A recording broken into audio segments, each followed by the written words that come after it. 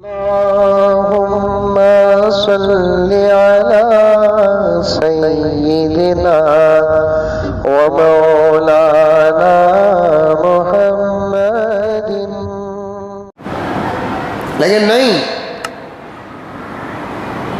تفسیر کو بدعت کہنے والے لوگ خود بدعتی ہیں. اب ان سے پوچھیں گے کہ بدعت کسے کہتے ہیں؟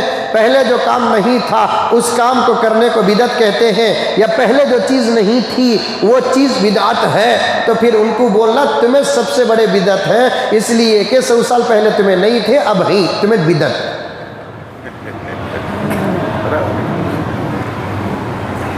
اور وہاں فرمائے، میں پورے ادب کے ساتھ اس بات کا اظہار کر رہا ہوں، بدعت کا فتویٰ دینے میں کچھ علماء کرام بھی بڑی جلد بازی سے کام لیتے ہیں. بدعت کی تعریف بڑی گہری تعریف ہے. مانا کہ بدعت گمراہی ہے اور بدعتی جہنمی ہے. پیارے آقا نے فرمایا کل بدعت ضلالہ وکل ضلالۃ فی النار. ہر بدعت گمراہی ہے اور ہر گمراہی جہنم کو لے کر جانے والی ہے. بدعتی آب کوثر سے بھی محروم ہوتا ہے، بدعتی حضور کی سفارش سے بھی محروم ہوتا ہے. بدعتی کے لیے زبردست وعیدیں حدیث پاک میں آئی ہیں. مانا کہ یہ تمام باتیں برحق ہے. بدعت سے بچنا ہے، شرک سے بچنا ہے اور کفر سے بچنا ہے، رسوم سے، رسم و رواج سے بچنا ہے، واہیات سے بچنا ہے اور ان کاموں سے بھی بچنا ہے جو کام غیروں کے ہوتے ہیں، اسلام کے نہیں ہوتے. ان تمام کاموں سے بچنا ہے. لیکن سمجھنا بھی تو ضروری ہے کفر کسے کہتے ہیں، شرک کسے کہتے ہیں، بدعت کسے کہتے ہیں، باہر کی قوموں کے رسم و رواج کیا ہے. پہلے یہ معلوم کریں گے تو تب جا کر بچیں گے.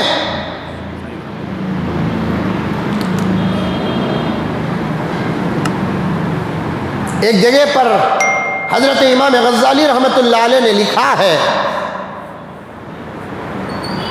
ایمان کو حقیقت میں اتر کر سمجھنے کے لیے کفر کو بھی سمجھنا پڑتا ہے.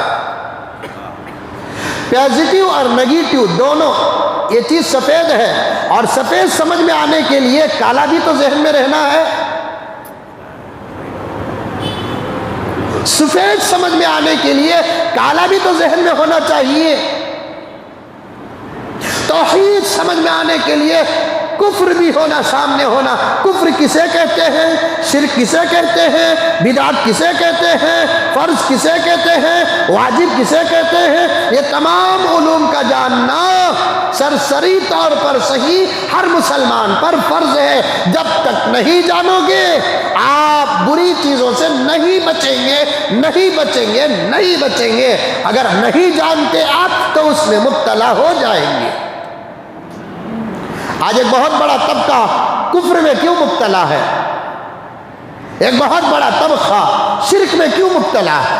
ایک بہت بڑا طبقہ بدعت میں کیوں مبتلا ہے؟ اس لیے کہ وہ کفر کو جانتا نہیں، وہ شرک کو جانتا نہیں، وہ بدعت کو جانتا نہیں. بعض علماء کرام بدعت کی تاریخ میں بھی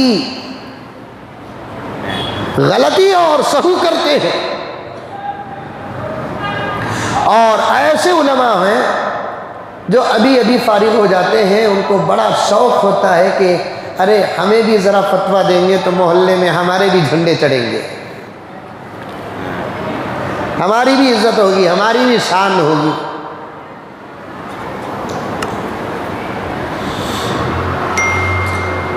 ہر نئے عمل کو بدعت نہیں کہتے. پتہ نہیں کہ یہ بات کیوں آ گئی میرے ذہن میں، اور آج کے موضوع سے ٹچ تو ضرور ہے لیکن شاید ضرورت ہے، اس لیے عرض کر رہا ہوں. ہر نئی چیز بدعت نہیں، ہر نیا کام بدعت نہیں.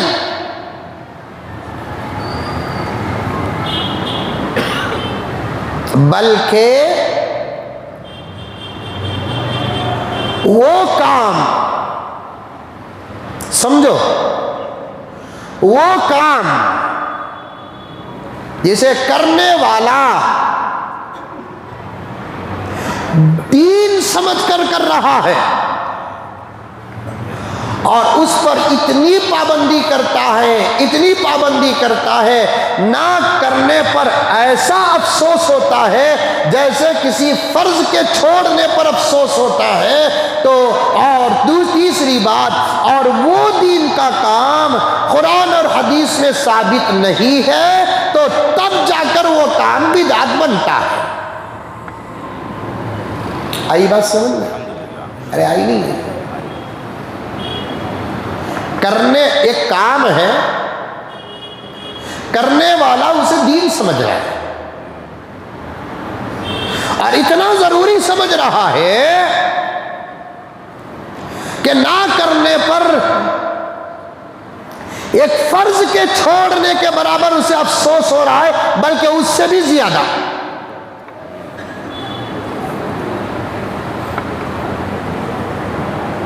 تیسری بات یہ ہے کہ وہ کام کا ثبوت قرآن اور حدیث اور صحابہ اور ائمہ کے اجتہاد میں نہ ہو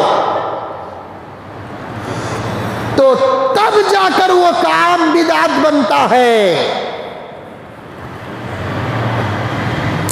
اور بھی اندر کا گرامر ہے، آپ سمجھ نہیں سکتے یا سمجھنے میں دشواری ہوگی اور وقت کا تقاضا ہے تو میں گزر رہا ہوں. ایک مثال پوچھ کرو حضرت، کیونکہ تو مثال دیے تو سمجھ میں آتا ہے. مثال کے طور پر کسی مسلمان آدمی کا انتقال ہو گیا، مرنے کے بعد کی زندگی تو بڑی محتاج ہوتی ہے، بہت پریشان کن ہوتی ہے. میں ہمیشہ کہا کرتا ہوں کہ خاموش اور خوبصورت اور سجی ہوئی قبروں کو دیکھ کر دھوکہ نہ کھاؤ. اندر کا حال اندر والے کو معلوم ہے اور کائنات کے خالق کو معلوم ہے. اس کی حالت اور اس کے اوپر کیا گزر رہی ہے اللہ ہی بہتر جانتا ہے. احادیث کو اگر سامنے رکھیں گے تو پھر اس کا ہر لمحہ خطرہ ہی خطرہ نظر آتا ہے. پتہ نہیں کہ کتنی نمازیں اس کی چھوٹ گئی، کتنے روزے اس کے چھوٹ گئے، کتنے زکوٰۃ کا پیسہ باقی رہ گیا، حج فرض تھا حج نہ کر سکا، اور موت کا وقت کا عالم کیا تھا واللہ عالم بالصواب. کتنے حقوق اس کے سر پر تھے، کتنا پیسہ اس پر خرچ تھا، بیوی کو ستایا کہ نہیں ستایا، بچوں کا حق ادا کیا کہ نہیں کیا، پڑوسیوں کے ساتھ اس کا سلوک کیسے تھا، کتنے معاملات ہیں. لیکن موت کا لقمہ بن گیا اور چلا گیا. اچھا گھس گھس کر اسے غسل دیے اور بہترین نیا کپڑا کفن کے طور پر اسے پہنائے، بہترین سرما لگائے اور اس پر عطر لگائے نہیں، اس پر عطر کو چھینٹا گیا اور ڈالا گیا اور اس کا جنازہ بڑے دھوم سے نکلا اور بہترین صحرے کی طرح اس کے جنازے پر پھول چڑھایا گیا اور ایک بڑی مسجد کو لے جایا گیا اور مسجد کے امام صاحب بہترین طریقے سے تکبیرات کے ساتھ اس کی جنازے کی نماز پڑھائی اور اس کی مغفرت کی دعا کی. ایک جم غفیر اس کے جنازے میں شریک رہا اور خبر میں اسے جا کر اتارا گیا. سب کی مٹھیاں اور ڈھیلے ڈالے گئے، سب کچھ اپنی جگہ پر ہے، لیکن حساب بھی تو برحق ہے.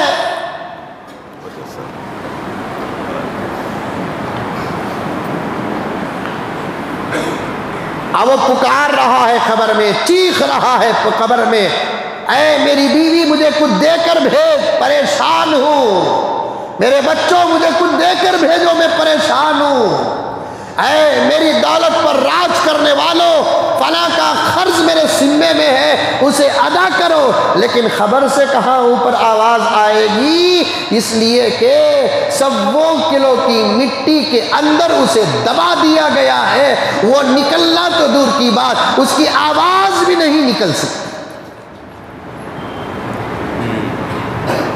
یہ سب پر واقع ہونے والا ہے، مجھ پر بھی، آپ پر بھی، ہماری نسلوں پر بھی، جو گئے ان پر بھی. کس کی نجات ہوئی، کس کی مغفرت ہوئی، کون بچ گیا، کس پر اللہ کا کرم ہوا، کس پر اللہ کا فضل ہوا، اللہ ہی بہتر جانتا ہے. کون اس وقت نرغے میں ہے، پریشانی میں ہے، عذاب میں ہے اللہ ہی بہتر جانتا ہے.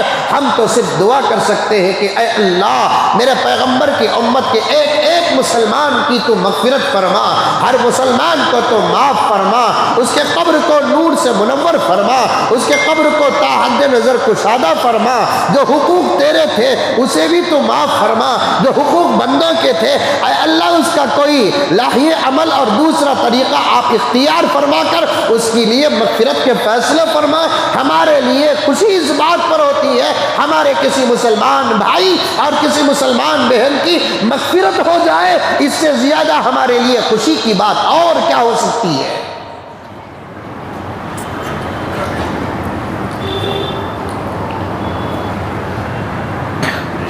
اور کیا ہو سکتی ہے.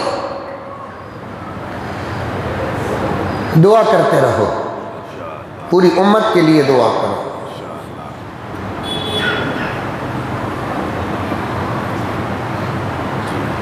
اللہم اغفر للمؤمنین والمؤمنات والمسلمین والمسلمات الاحیاء منہم والاموات برحمتک یا ارحم الراحمین. اے اللہ تمام مومنین مردوں کی مغفرت فرما, تمام مومنات عورتوں کی مغفرت فرما, جو زندے ہیں ان کی بھی مغفرت فرما, جو مر چکے ہیں ان کی بھی مغفرت فرما. آپ اپنی رحمت کے صدقے ان تمام کو معاف فرما. آپ دعا کرو انشاءاللہ ان کی بھی مغفرت ہوگی, دعا کرنے والے کی بھی مغفرت ہوگی.